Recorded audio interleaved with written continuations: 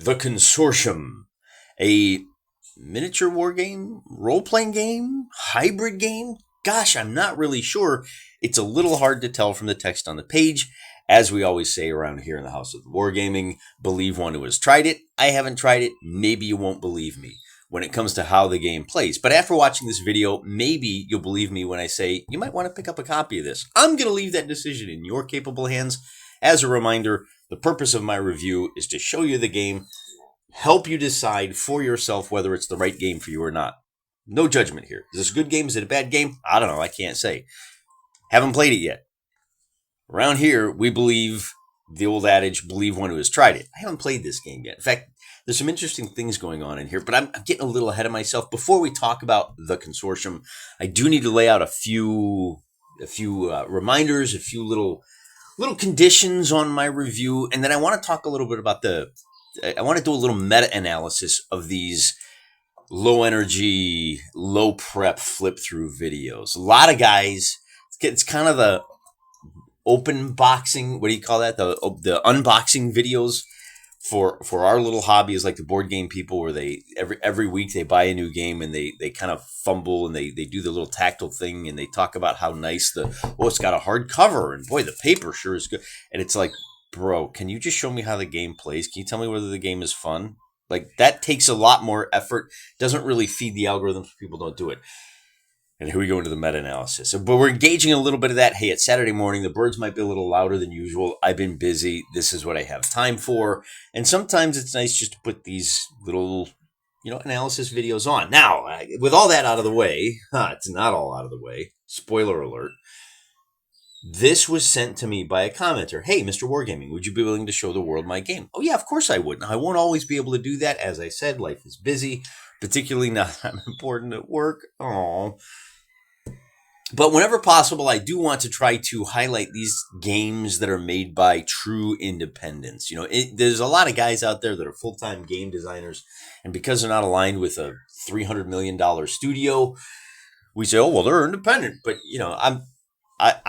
does a guy like Joe McCullough, who's got like 800 titles under his belt, a lot of which are produced for Osprey, some of which are Modifius, does a guy like Andreas Filigoy, not gonna lie, had to look at the title, look at the book cover. Those guys, everybody does videos on those. I really like doing these little ones. And as I said, they sent me this sight unseen. I don't know they're from Adam, and that means a couple of things that we need to talk about. The first thing we should talk about is the fact that this was a review copy. So, I'm probably going to be a little kinder to this than if I had laid out my own money. It's probably available at Wargames Vault, but I won't go into that. The other thing it means is, this is the Wargame equivalent of approaching someone in a bar. Hey, can I buy you a drink? Hey, can you show my game? I really appreciate the faith and the trust that the Santiagos have placed in me. And so my review of the Consortium is probably going to be a little gentler than if I'd laid my hard-earned cash out. I don't want to discourage them from producing this kind of content. And you, as the viewer, need to bear that in mind. That one of the things I'm going to do, if this game ain't for me, I'm going to let them down easy. I'm not going to sneer at them and go, no. Instead, I'm going to say, oh, wow, that's so nice. But me and my friends are just trying to have a good time here. So, maybe next time. And we all know there won't be a next time. So just keep that in mind as we go. But I do want to say that as with approaching an attractive woman at a bar, it does take a level of courage to send this thing out into the wild. And so regardless of how we feel about this game, I think I'm going to like it. I don't think it's going to become a part of my regular rotation. But regardless of how I feel about it, there really is something impressive about going to the effort of putting together, and this is a well-done book. This is not just kind of slapped together. It's not a hurried money grab. You can tell that there is a labor of love put in here. And I don't want to belittle any of that labor of love, regardless of the quality of output. So again, just keep that in mind as we go into the review of the Consortium. The Consortium. That's how we always start our reviews, right? And, your world, your minis, our rules. It's the best of both worlds combined into one exciting game. This fantasy tabletop miniature game is brought to you by Brandy. There's a girl involved? I'm out. Come on. You guys know better than me. Ugh. This is the thing. I don't know why you guys keep sending me stuff made by women. I'm a misogynist. But, Julio, I'm assuming this is husband and wife. Maybe they're brother and sister. I don't know. Maybe they're cousins. Could be. Maybe they just happen to have the same name. I'm assuming that Julio has approved his wife talking to me, so it's okay. We're going to allow it. Front cover by Olivia Dovet. And again, they sent me the hard copy because they're very nice. They also sent me, check this out, they sent me a laminated quick reference sheet for the post-mission sequence. This might come in handy as I go through this review. Because, as I said, I'm really probably not as prepared for this as I should be. We're going to be talking a lot about kind of the downstream thing. So the first thing to be aware of is that it does have quite a bit of art. The art is drawn with a rather delicate hand. However, remember, boobs are the patriarchy. So there we go. Julio, I like your style there, brother. You're not going to see any of those since we're for those of you watching this in the far distant future, we noticed that some recent games that have appeared on the channel, like Imperial Commander, Laser Burn, there's, we got some PG-13 action in there, baby. We got some topless. We got some little bit of nipple action, which you don't see today, and you don't see that in here. For those of you that want a game with kids, this is family friendly. But it is full of rather nice art. And there was another piece in here I wanted to show you that it's really kind of leaning into that 19. It's not what we call the modern sensibilities. There's a little bit of throwback in here.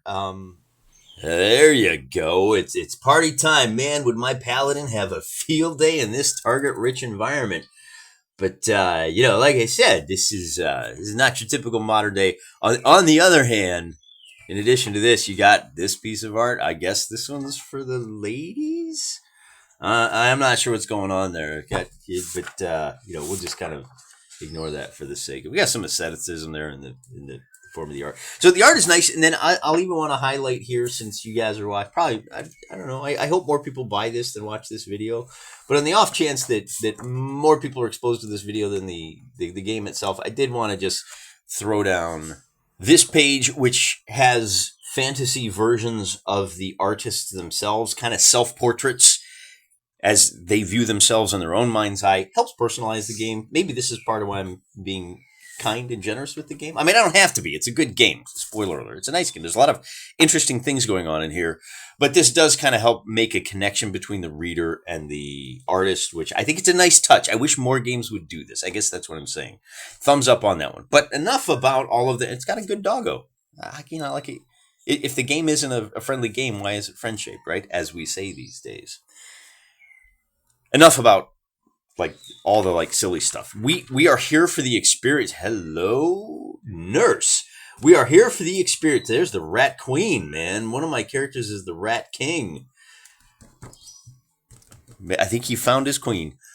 We're here for the experience. What is the game actually like? How does it actually play? Let's start with how that decision is largely up to you. Well, first of all, you've got two different modes of play. Party mode and hero mode. Party mode is analogous. This is your standard 1v1. I make up a team of heroes. You make up a team of heroes. We go out into the city of Frostgrave and try to dig stuff up.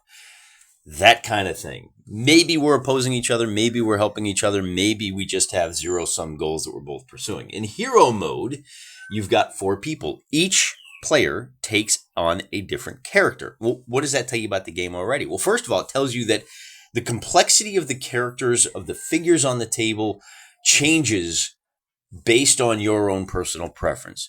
You can play this game, and again, because they're handy, you can play it laser burn style with very highly detailed figures, or you can kind of zoom out a little bit and play Imperial Commander style. You can have your one hero who is supported by a whole bunch of hirelings, if you will. And this goes into the difference between, is this a Frostgrave game or is it a Rangers of Shadowdark game? And I tend to get a little confused, but then because, and sometimes I'm like, well, hero mode is party mode like I'm partying with my friends, or is it the party on the table? It's the party on the table, okay? Then you have party mode. Hey, you could easily throw 3 to 4 parties on the table and do a really complicated, even a convention game. But be warned that the more you add to this, it's more likely to end in catastrophe. And I don't understand this or make the game less enjoyable. To be quite frank, when you've got these crazy complicated 6-player games, I would use the preposition and conjunction. It's not a preposition. It's more likely to end in catastrophe and make the game less enjoyable. You know who loves a train wreck? Everybody likes watching a train wreck. And then, of course, you have this solo. This is really more of what we call a keyword that you can apply. Well, I guess you can't apply 1v1, but hero mode, it does have a suitable hero version of the solo game. And then you've got the talky bits, the campfire. Hey, if you want to do a little more role playing, here's some guidance on how you can do that. Here's what we're talking about with the art, baby. Last man standing against the dark and ravenous horde. That's the kind of heroism I like to see. And I'll say this. One of the things I like about this game is that the writing style is very conversational. It's not really dry, and maybe it's because I'm coming from Imperial Commander. The rule set that I read just before this, Fights of Fantasy, bullet points, man. It was get in, get the information, get out. It was like reading a computer program, not a slight. The book I read before that was the Portable Wargame series. I read a number of those rule sets by old Bob Cordery. Good games, very dry, very Tony Bath, very like just here's the information. Very, from a technical writing standard, very high quality. This is far more conversational. You're sitting around a campfire and a guy is talking to you kind of the way I'm talking to you right now, which makes it a fun read if you're a reader and not a player. The door is over there, but you might enjoy this just because it's nice to be presented the information in such a friendly, casual, and non-confrontation. Just really charmingly written, charming art. Kind of really enjoy that. All right, but what is the game actually like? Well, it's a little hard to say because there's two things that I like to do when it comes to determining how a game feels on the table. And the first thing that I like to look at is probably the scenarios normally. Instead, I'm going to look at the character sheets first because this is the other thing that really helps understand how a game is played. I want to see what information you, as the game designer, thinks is the most important information to have at the table. What am I going to be looking at during the game? What's going to be the most important? And the two ways to determine that are to take a look at your quick reference sheet and the character sheet. Now, as I just showed you, there are character sheets in the back, but there are also a character sheet here in line in the writing. And that looks a little something like this. These two letters up here are kind of important from a campaign perspective. Before I show you that, I just want to remind you that attractive women in your video helps drive viewership. So here's a little bit more eye candy for you. This lovely lady here is helping these two gentlemen by casting X-ray to determine whether or not any of their bones are broken. She seems very nice. I don't see any red flags here. I would take her home to meet my mother, which probably she's probably a redhead. Let's be honest here. The fact that I'd bring her home to see my mother probably says more about me than it does about the game. Right, so CTE, what are we looking at? Well, this is going to be your current build point. This is traits, and this is equipment. And build points is a really important thing because it's kind of the slider for how complex your character is. The game has an enormous amount of options. It is definitely more towards the trait level of games than the standard profile. We don't have a stat line. We have a couple of simple stats, and they're actually broken out into a grid for whether you're talking about melee, range, defense, what your hit, how much damage, what kind of dice you do. We'll talk about dice here in a little bit. But the big thing that I want to key in on here is the CTE, because this is going to determine how complex your individual characters are. Now, if you have a hero with a lot of special abilities, that's a lot to remember. It jacks up your cognitive load, and so you're going to see a smaller cost for all of his little hirelings. All of the helpers are going to have fewer traits. That's important. That will help dictate the flow of the game for you. And like I said earlier, if you want to do a more role-playing style game, just load up on the traits. Give yourself a lot more to remember from that one guy, and you'll be playing an entirely different game. First of all, it's a D10 target number / rollover system. It uses action dice as its economy. You're only going to have about 2 or 3 action dice. And anytime we want to do something, spend an action die, roll the dice. I believe movement is automatic. You move your, I've got a dice pool of 3 actions. I'm going to take one away and I'm going to move. Standard movement is 10 inches, centimeters for me because I use 15 millimeter figures. Okay, now I want to bash your guy over the head. That's the second one. Oh, you know what? Before I move, I actually want to cast a spell. So I cast an armor myself spell. Or maybe I want to leave this action die in my pool because when you attack me, I'm going to want to spend that on a parry. Make it harder to get hit, right? So interesting things going on there. The more action dice you have, the more you can do, the more expensive your character. Very simple, right? And then, of course, the other thing to pay attention to here is that all of your actions are successful on a 7 or higher. If I have a +1 to my attack action, another way of saying that is that I am successful on a 6 or higher. There are lots of different ways to get bonuses and penalties. You'll never have more than +3 due to any one thing. And it's all very simple. What about the actual activation? That is token-based. And how you throw your tokens in the bag depends on which mode you're playing. If you're playing in party mode, I've got 4 heroes, you've got 5 heroes.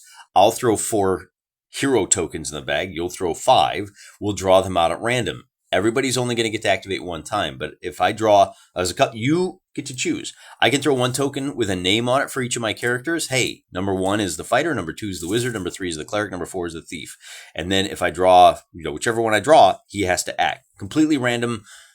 The other way to do it is to just throw blue tiles in for your heroes. And when I draw a hero token, okay, I can move one of my heroes. All right, he's done for the turn. But I get to pick which of my 4 I want to activate. If you have hirelings, you'll throw a different token in the bag.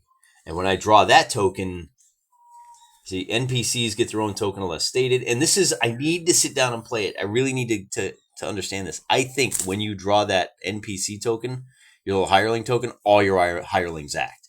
Which makes sense because most of your hirelings are only going to have 2 actions. You might have 5 or 6. So it's going to be a lot easier to work through the actions that your hirelings are going to use. So there you go. It's a token-based D10 rollover. 7-up is successful with a bunch of modifiers. It's really simple, right? And these are those kind of games that we really enjoy because there's all kinds of different ways to lather on complexity. And boy, do they lather it on in spades because, as you can see here, turning back to the character sheet page, you have to deal with size. Now, size has a lot of different sliders. If you're really big, it's easier to hit you with missile weapons, but you do more damage. If you're really small, you move slower, but it's a lot harder to hit you with missile weapons. Well, you can start taking injuries, weaknesses, there's flaws. So some of the writing on the weaknesses and flaws is a little bit sketchy. Like they dare you, and I'll read you that section really here in just a moment, but they dare you. Hey, what are you, scared? What are you, chicken? What, you don't think you're good enough to play a game with a character that has a weakness? What's your problem, man? What's your problem, bro? Step up. I kind of like that. I think it's hilarious. I think it's really daring. I didn't see any mechanical reason to do this. I suppose if you're one of those Rule 0 people, you could say, you know what? For every weakness, you get a bonus. A trait, I guess you could say. And that's where the game really starts to get complicated. So let's take a look at. I do want to let me just read you that, right? It's not. Was it under weaknesses? Professions again. All kinds of different stuff that you can throw in there. Okay, I lied. I just read this in a little more detail. I do think they're like, hey, why not take it? And if I was sitting across the table from you, I would be like, what are you, too good? Maybe that's just me. Maybe I'm reading too much into it. Maybe I'm imprinting my own personality on the game, and maybe that's another bonus in its favor. That you can kind of read this, and it's like good art, right? You bring your own ideas to the art. Maybe this is just a piece of art. Maybe I'm just an idiot. But it says here, for every, let's see, you may take up to 2 weaknesses for 3 build points apiece. All right, so what could be flammable is a weakness. I would say so. I myself am pretty flammable. If you're caught on fire, you take 2 wounds. Oh, and by the way, for every wound, you lose a die. It's kind of like the Todorov games. Patrick Todorov, we've seen those. 2 left feet, -2 move penalty to your maximum move. Remember, your maximum move is 8. If you're small and you have 2 left feet, then man, you may be just kind of huffing and puffing. It's not the size that matters; it's how you use it. Thank you. Thank you. Thank you. Maybe that's why I like this game so much. And then, of course, you have random equipment that you can buy. Bombs, caltrops. Armor is pretty standard, right? If you've got heavy armor, then it gives you +3 defense dice. Oh, cool. So I have, when I'm on defense, I get to roll 3 dice and pick the best. We do have kind of an advantage and disadvantage system. If for you're rolling a dice pool, and for every 1 that you roll, take off the highest rated die. For every 10 that you roll, that counts as 2 successes. For every success you roll, you do a wound. Okay.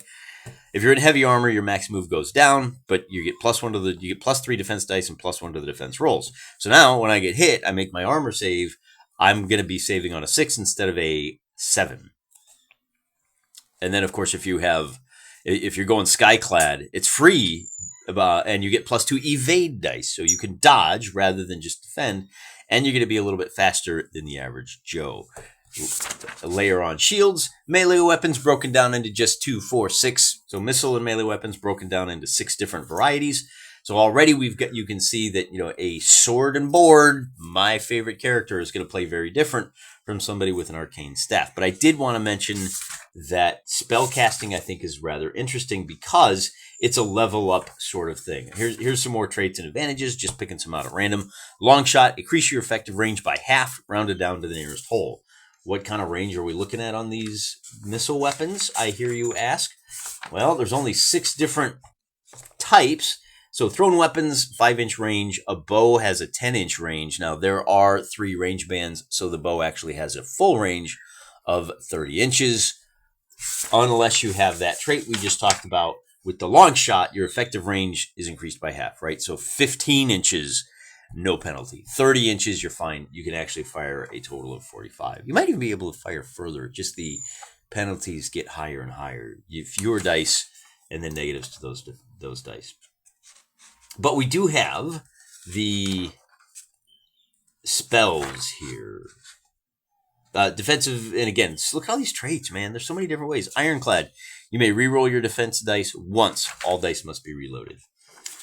Supporting stuff. This is where your medics come in. Field medic. If you use a bandage, remove 2 wounds instead of 1. And that brings us to spells, which has an interesting upgrade purchase option. And I like this because it means as your characters get more powerful, they don't necessarily get more complicated. If I've got a Boom Boom Wizard, at first level, I've spent 3 build points on a magic missile. Lesser missile, I should say. 15-inch range, they have to defend against an automatic hit. You cast it, they're hit, they got to make a defense roll. After my first mission, I have build points. I upgrade to missile. Now I've invested 8 build points into this, but I have a 20-inch range. And I do 2 automatic hits. So we can upgrade. And if we run the numbers here, by the time you get to the Epic Missile of Legend, you can fire at 2 targets, 25 inches away, and within 5 inches. They both take 3 automatic wounds. No defense save. Kind of OP. Except that it's balanced out by the fact that we're at 35-42. It costs 50 points to get to that.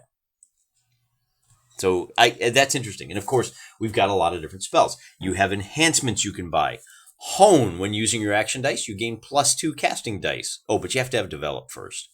So if I want to be able to cast that spell, but I have an extra die to see if I'm successful in getting it off, and I want to have a +2 on each of those die rolls, so I'm successful on 5s or better, 60% chance that I roll that 1 success that I need, then I'm going to have to spend a total of 58 points, right? So you can upgrade with those, and spells are broken down into just what you would expect. There are offensive spells, there's defensive spells, there's counteract spells. You can get counterspell for 3 once per turn as a free action. Don't need to spend any dice. You roll D10 out of turn to counter an opponent within 10 inches. Oh, you got to be right up on them for that one. Each success cancels out one of their castings. Pretty simple stuff. Hindering spell, this is going to be ensnare. Drop a template, people are slowed by. Defensive spells obviously give people bonuses to their defense rolls. And then we've got some things like effects. These are going to be your meta effects. The Jinx, Hex, Curse. Let's look at Curse. Curse is a good one. It's evil, but it's good for the evil characters to know. Single opponent within 15 inches must reroll 2 dice per success of your choice of your once per success of yours once choosing during the next activation. All right, a little bit clunky there, but I think you get the idea. I get to wait and say, hey, reroll those 2 dice. Okay, but again, that's going to cost you. Like, the standard character right out of the gate doesn't have a whole lot of build points, 25, right? So if I'm spending 8 on this 17, 8, 3 plus 7, 15 points, then yeah, I'm just going to be a cursor boy. And of course, if you throw a whole lot of 1s, there is a chance that really bad stuff happens, like Warhammer style bad stuff. Summoning, healing, support, right? This is your cleric giving other people bonuses to hit. Summoning, you want to have some skeleton friends show up, right? Maybe that's what that other art we were looking at earlier was. Maybe you're the Rat Queen. Terrain effects, set up walls, that sort of thing. And then there is kind of a potpourri, anything that doesn't fit in the other categories. Fairy lights, light spells, shapeshifter, shapier shift. Oh, I like this. Shapeshifter, shapier shifter, shapiest shifter, and shapiest to the max shifter. And then Skinwalker is the shapiest of the shapiest. That's the kind of fun little bits that I like. And they're all over the place in this game. A little bit of advice on how to lay out a board. And then this guy is obviously clad. Now, I like, again, you put a little bit of yourself. You interpret the art. Some of you may think, oh, look at this thief who's trying to get into the very small window to steal the crown jewels. Whereas I might look at this and say, boy, this reminds me of the time that I had to get out of my girlfriend's bedroom in a hurry before her father, the king, showed up. And maybe he's going back down, right? Terrain concepts. It does have rules. Let's take a look at the little quick reference sheet. It does have rules for everything from climbing. How do you get over obstacles? How far can you jump? Dangerous terrain. If you roll a 1 while moving through dangerous terrain, take 1 wound. There's a +1 modifier for each level. And that's one of the things that we talked about earlier. You can only have up to a maximum of +3. So you don't just have, this is kind of an interesting thing. There's a little slider on your terrain. Maybe it blocks you level 1, maybe level 2, maybe level 3. Maybe that terrain that's hard to get through slows you by 1 inch, 2 inches, or 3 inches. And so that's where you get into obscuring terrain. Level 1, all characters beyond 10 inches must be searched for. Level 2, all characters beyond 5. And level 3, you got to be like white on rice if you want to see the people. So kind of an interesting concept as well, that it's not just the 2. Is it obscuring? Is it blocking? Well, how obscuring is it? That's interesting.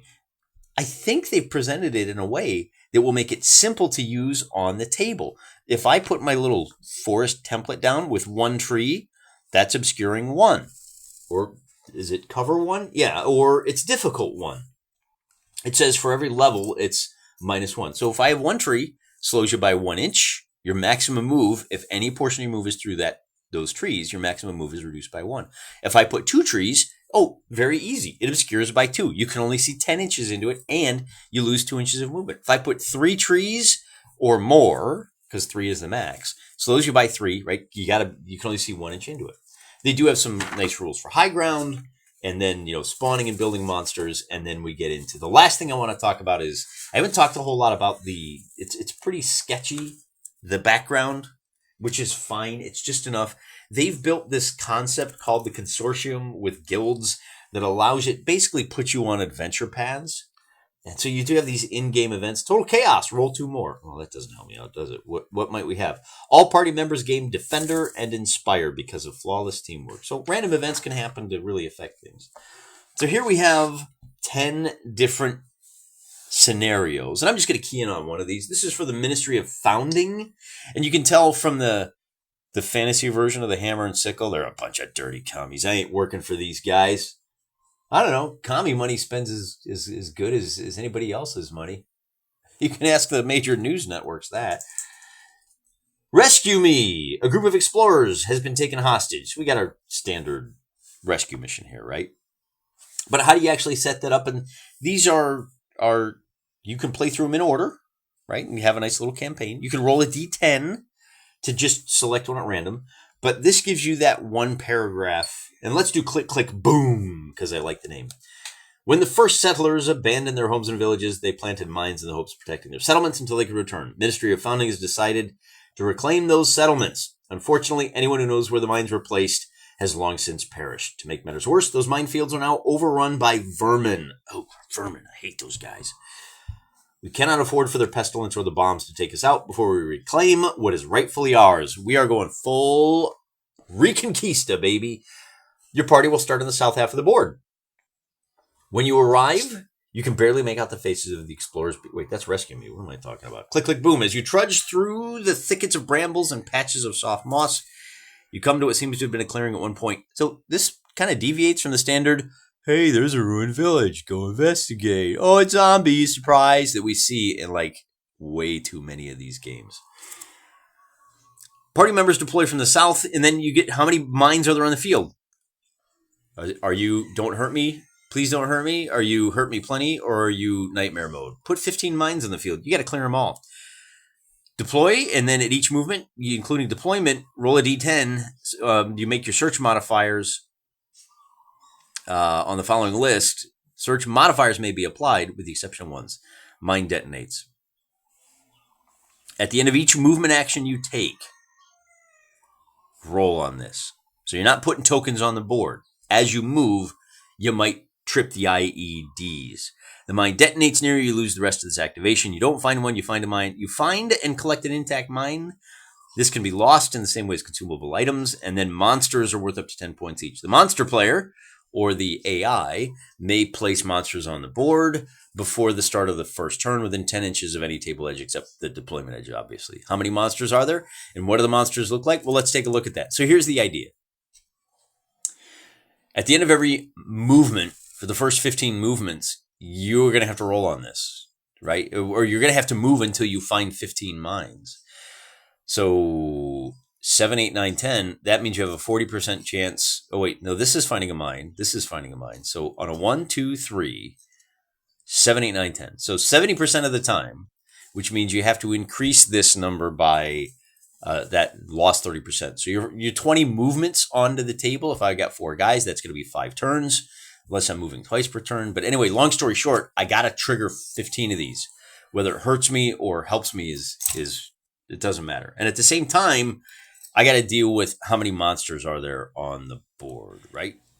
And while you might not have, a couple, 3 monsters isn't tough, at the start of every turn, you're going to roll for wandering monsters. So they're going to keep spawning onto the table. And every time you hit a mine, you roll. And I think it's probably monsters are worth 10 of their build points. Let's take a look at those monsters right here. Paint me like one of your elf girls.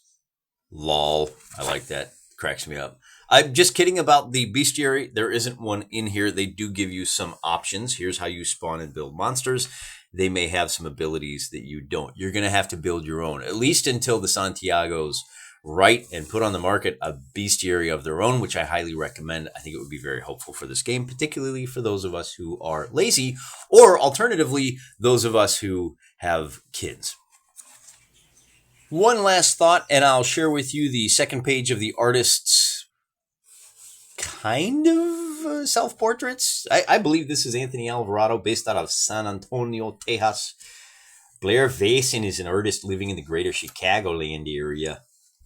You can find her work. So kind of nice. I really like that. I think it's great.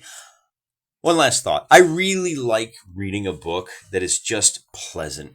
It's just nice to sit and listen to the roosters as they cry and play a game where you're heroes. You're legitimately good people doing good things. You could play an evil campaign with this, I guess. It lets you do whatever you want.